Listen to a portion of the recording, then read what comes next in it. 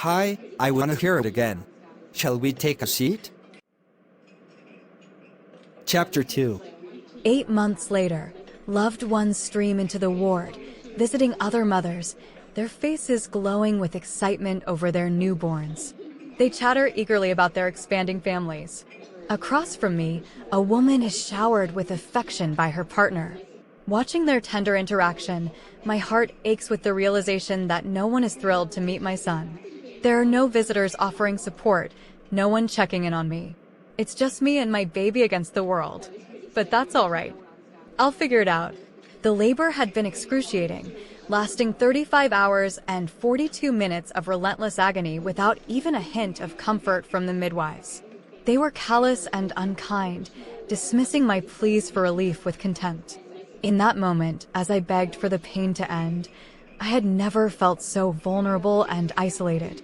Growing up as the alpha's daughter already came with its challenges, but becoming pregnant brought a whole new level of hardship. I was cast out, stripped of my title, all because of one night. That singular moment turned my world upside down. How could my own father discard his own flesh and blood, his daughter, simply because she became pregnant? And how could anyone label something so tiny and innocent as a mistake? As the nurse enters the room, I lift my gaze. She snatches my chart from the foot of the bed, scanning it before fixing her gaze on me. Glasses perch precariously on the bridge of her nose. There's no attempt to conceal her disdain. It's clear that I'm judged because I bore a child with someone who wasn't my mate. That fact is glaringly obvious in the absence of my mate beside me, unlike the other new mothers on the ward, whose partners beam proudly over their newborns. "You truly have no idea who the father is?" she inquires, clicking her tongue disapprovingly. I know precisely who the father is, but the last thing I need is for him to track me down. I've already had that confrontation, a confrontation I'd much rather forget, when I revealed to him that I was carrying his child. Yet, he didn't even recognize me. It doesn't make it any easier that he's the alpha of a rival pack. Ignorance seems like the best option. The disgrace I've brought upon my family by becoming pregnant is already unbearable. My father would have never forgiven me for the dishonor of consorting with the blood alpha. I observe the nurse flip her red, curly hair over her shoulder. "He's adorable. Pity his mother's a slut," she jeers, her canines visible beneath her lips as they protrude menacingly. "Could I have some paracetamol, please?" I request, brushing off her remark. A headache is starting to form. Besides, I've endured similar comments since arriving here. I see no reason to justify myself. It's pointless. Nothing I say will alter their perception of me. "Sorry, can't do that." "It's not listed on your charts," she asserts. "It's just paracetamol, not like I'm asking for morphine," I retort. "Doesn't matter." "It's not documented, so you'll have to manage without," she responds, dropping the chart onto the table beside me. While most women recover swiftly after childbirth, I haven't shifted yet, thus lacking any inherent healing abilities. "Can I at least get something to eat?" I inquire, my stomach growling with hunger exacerbated by breastfeeding.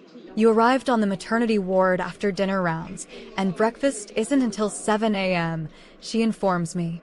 Glancing at the clock, I note it's only just past 8 p.m. I nod, understanding that this nurse won't be of much help.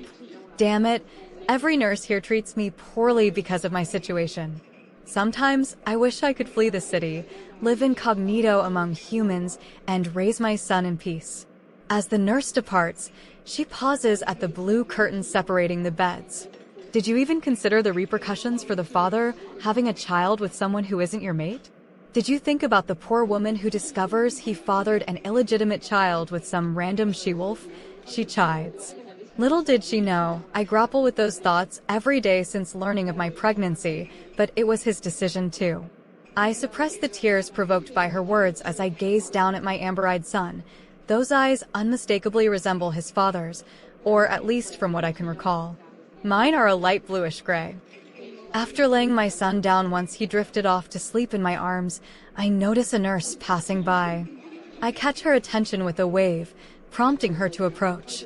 Her uniform differs. She must hold a higher position, perhaps the head midwife or someone of authority. Straight, Pencil-like hair cascades to her shoulders, partially obscuring her name tag. I strain to decipher the small print beneath her name, Rosie, but it remains elusive. She appears to be in her mid-20s, closer to my age.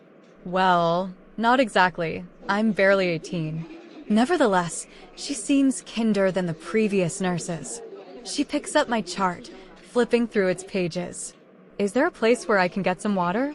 Or perhaps a cup of tea? I inquire, but she glares at me, and my heart sinks. Maybe she isn't as kind as I initially thought. She presses the buzzer behind my head, summoning another nurse, yet she still hasn't responded to my request. My son begins to stir, prompting me to reach over and lift him from his crib just as another nurse enters, causing my stomach to cramp from the sudden movement. Why is she in here? The head nurse demands, directing her gaze at me. I've just given birth. What other reason could there be? I think to myself. The new nurse looks at me, her hands trembling slightly, clearly intimidated by the head midwife. Escort her to the unmated section.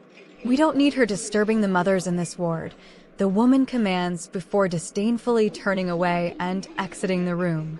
It turns out, Rosie is just as unpleasant as the rest of them. I stare, appalled by the hospital's lack of compassion. The woman in the curtained-off room beside me speaks up. I had a feeling something was off with her, dear. Her mate never visited her. No one has. Now it all makes sense, she remarks to her mate. As I sit here, surrounded by other new mothers and their attentive mates, I can't help but feel the stark contrast in my own situation. The girl next to me has had her mate faithfully by her side since my arrival, and across from me, another mother has been visited by multiple loved ones throughout the night, her mate never straying far. I attempt to push aside the envy and bitterness creeping into my thoughts as I witness their partners showering them with affection and tending to their every need. Meanwhile, I receive nothing but disdainful looks and harsh judgment from those around me. As the nurse begins to wheel me out of the room, the bed shifts, forcing me to grab the sidebar to prevent myself from falling backward. She guides me through the maternity ward and down a corridor, seemingly leading me away from the maternity unit altogether. Finally, she halts at a curtained-off area, sliding the bed against the wall before abruptly departing. Wait, could I please have some water? I call after her, but she's already vanished, disregarding my plea without a second thought. I wouldn't bother. They won't help us, a voice chimes in, followed by the sudden jerk of the partitioning curtain, revealing two other girls.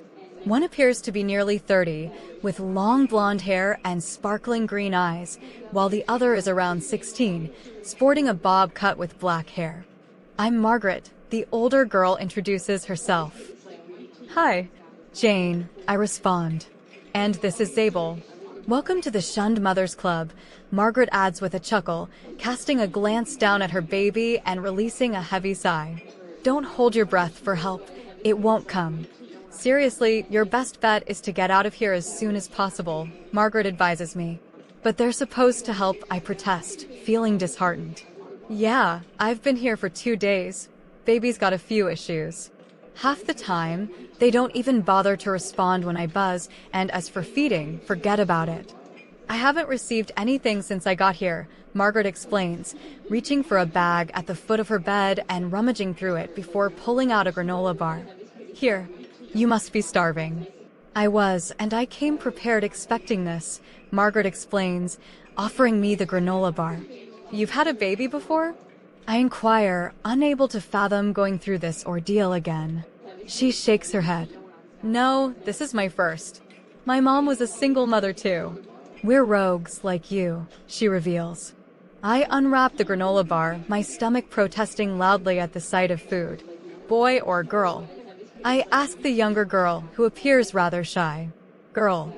Yours, she responds softly. Boy, I inform her. Thanks, I express my gratitude to Margaret before taking a bite of the granola bar. There's plenty in there, just help yourself. I brought extras in case there were other girls. Which pack are you from? Your aura feels quite strong for a rogue, she remarks, studying me intently. Alpha blood, I disclose, watching as her eyebrows shoot up in surprise. In that case, you don't have to tell me. I understand why you would want to keep that to yourself. Zabel was born rogue. So was I. Margaret responds, and Zabel nods in agreement. If you don't mind me asking, where are you girls living? Are there any refuges or anything for women? I inquire. I have a place at a refuge. But I know it's full to capacity, Zabel replies, a hint of sadness reflecting in her expression, as if she wishes she could offer more assistance. As for me, I live with my mom and my brother, Margaret informs me. Where are you staying? Doesn't your family provide any help? Zabel asks. I shake my head. No, we'll manage.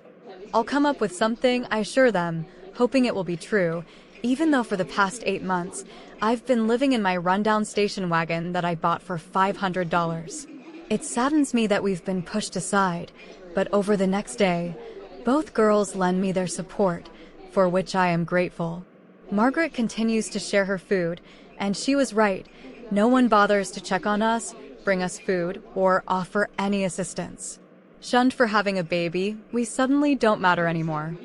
Well, thank you for your time and I hope you subscribe.